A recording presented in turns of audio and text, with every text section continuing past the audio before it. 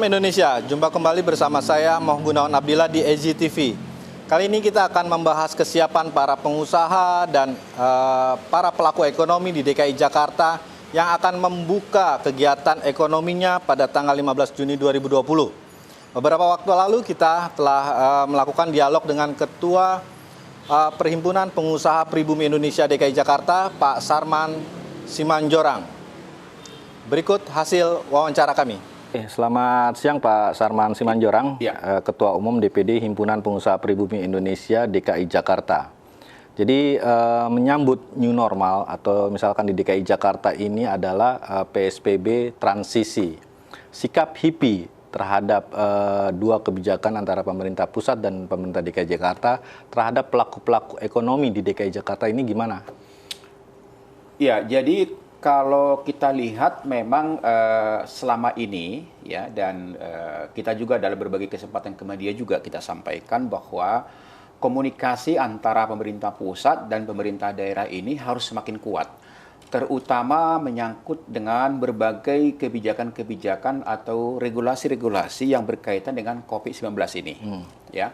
Jadi katakanlah misalnya Pak Gubernur DKI Jakarta belum mengumumkan yang disebut dengan PSBB transisi, akan tetapi kita lihat berbagai kementerian pusat sudah mengeluarkan berbagai juklak dan juklak, ya apakah itu Menteri Perdagangan ya memberikan juklak new normal dari sisi perdagangan, kemudian juga Kementerian Kesehatan juga mengeluarkan dari sisi protokol kesehatan, kemudian juga Kementerian Agama dari sisi rumah ibadah dan lain-lain ya dan lain-lain. Nah, memang di sini memang kita sampaikan bahwasanya pemerintah harus mampu membuat suatu komunikasi-komunikasi yang mudah dan sederhana dimengerti oleh masyarakat. Karena new normal ini bahasanya kan adalah bahasa yang mungkin kalau kalangan menengah ke atas itu saya rasa dia langsung mengerti. Tapi kalau kita bicara yang namanya kelas menengah ke bawah, new normal ini kan seolah-olah kehidupan baru. Nah, kehidupan baru itu yang seperti apa?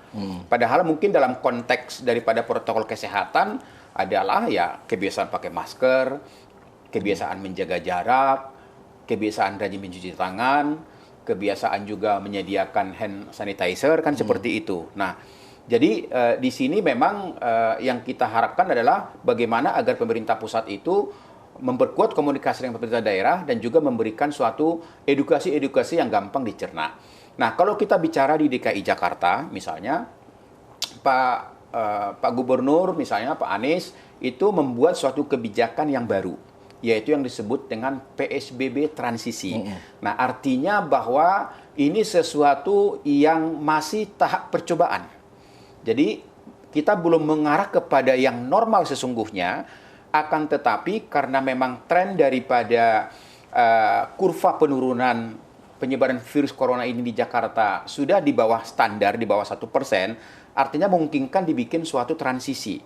Ya, jadi dalam hal ini kami pengusaha terus terang saja sangat mengapresiasi dan menyambut baik program daripada pemerintah DKI Jakarta melalui PSBB transisi, di mana berbagai bidang usaha secara bertahap mulai buka. Tentu kita dari pengusaha pribumi DKI Jakarta, ya memang ini merespon sangat-sangat positif. Karena apa? Kita tahu bahwa hampir 3 bulan lebih ya, berbagai pengusaha-pengusaha di Jakarta pada posisi stagnan. Ya, mulai daripada kelas UKM, mulai industri, transportasi, perdagangan, logistik, ya semua boleh dikatakan selama 3 bulan stagnan dan mati suri.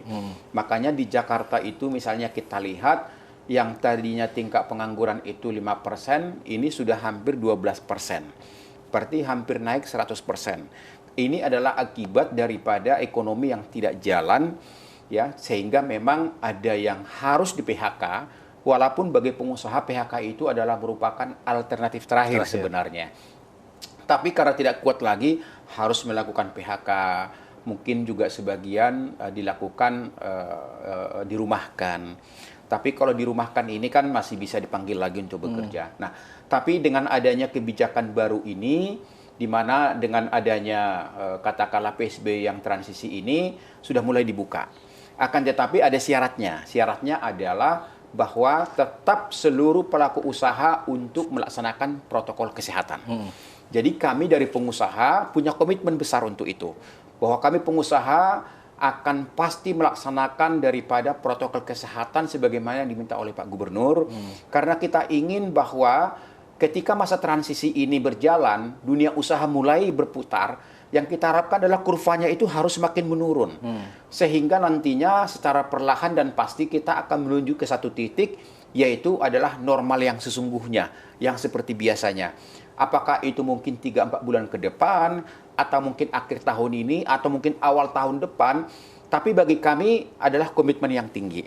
Jadi kalau bagi pengusaha, tidak perlu lagi diragukan bahwa kami sangat mendukung dan siap melaksanakan apa yang diminta oleh Pak Gubernur untuk melaksanakan daripada protokol kesehatan. Yang menjadi harapan kami sebaliknya adalah pemerintah DKI Jakarta dengan segala perangkat yang dimiliki, apakah itu Satpol PP, apakah itu mungkin dari Dinas Perhubungan, apakah itu dari TNI atau Polri, itu juga tidak boleh lengah. Jadi artinya ketika pengusaha punya komitmen untuk mendukung protokol kesehatan ini, tapi masyarakat kita juga harus selalu diedukasi, harus selalu diberikan pengawasan, harus selalu diberikan suatu penyadaran di lapangan. Ada hal yang menarik nih Pak. Jadi geliat ekonomi seluruh pengusaha dan karyawan tentunya akan mau dong dengan geliat ekonomi. Tapi ada hal-hal yang mungkin bisa jadi kritisi dari HIPI sendiri. Yakni ada denda 250.000. Sementara orang-orang yang terkena PHK nggak bisa dia ada uang untuk membayar denda tersebut apabila misalkan mereka lupa memakai masker. Harusnya seperti apakah? Apakah mereka harus dikenakan sanksi sosial seperti menyapu? Janganlah misalkan ditekan dengan tadi denda uang. Mungkin dari HIPI ada jawaban yang menarik. Ya, jadi bagi kita memang denda itu adalah sesuatu hukuman sosial. Ya, hukuman yang memang harus dipastikan bahwa terhadap pelanggaran masalah ini. Tapi kami melihat di lapangan, melihat di lapangan sebenarnya praktik itu masih belum dilaksanakan. Jadi artinya pemerintah sebenarnya di sini mungkin melihat mungkin itu diterapkan dengan kondisi seperti ini. Ya, walaupun masih tertulis ada ancaman akan didenda 250.000. Ya, namun demikian itu memang hanya semacam shock terapi saja.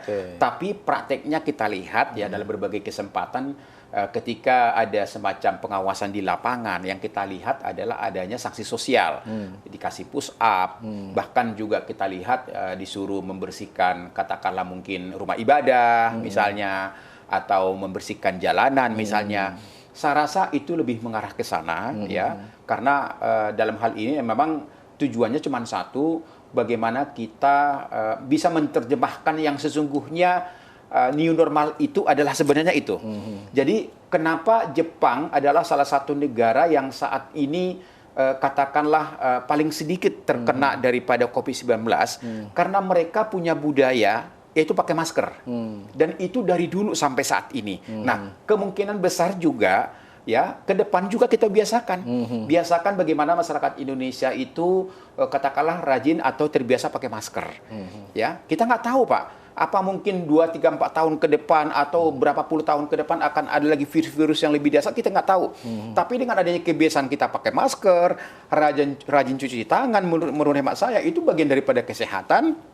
Dan itu tujuannya bahwa pemerintah misalnya sampai memberikan suatu sanksi kepada masyarakat kita yang tidak memakai masker. Nah, jadi kami dari HIPI DKI Jakarta sangat berharap kepada seluruh masyarakat Jakarta dan sekitarnya, ayo kita sama-sama melaksanakan daripada protokol kesehatan ini. Mari kita terbiasa memakai masker, mari kita terbiasa mulai saat ini rajin cuci tangan, mari kita terbiasa menjaga jarak, sehingga kita harapkan bahwa penularan COVID ini akan dapat semakin kita tekan, dan kita sangat bermimpi dalam waktu tidak terlalu lama virus corona bisa hangus dari bumi Indonesia. Dan ekonomi DKI Jakarta bangkit kembali. Dan ekonomi Indonesia dan ekonomi Jakarta bisa bangkit kembali. Jadi memang begini, bahwa ketika saat ini masa transisi ini berjalan, tentu memang geliat ekonomi ini tidak akan mungkin akan bisa pulih dalam waktu dekat 100%.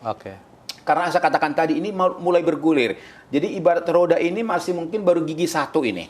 Ya, karena semua masih keterbatasan. Contoh misalnya mall, hotel, restoran, kafe, transportasi, semua masih 50%. Termasuk kantor-kantor juga masih 50%.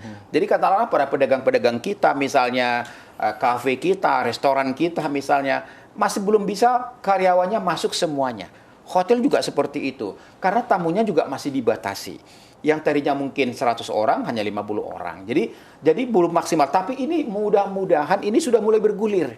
Makanya tugas kita bersama, bagaimana agar penularan virus ini, kurvanya semakin menurun, sehingga kita harapkan nanti kita akan mengarah kepada satu titik, yaitu normal yang sesungguhnya. Demikian hasil bincang-bincang kami dengan Ketua Perhimpunan Pengusaha Pribumi Indonesia DKI Jakarta, Bapak Sarman Simanjorang.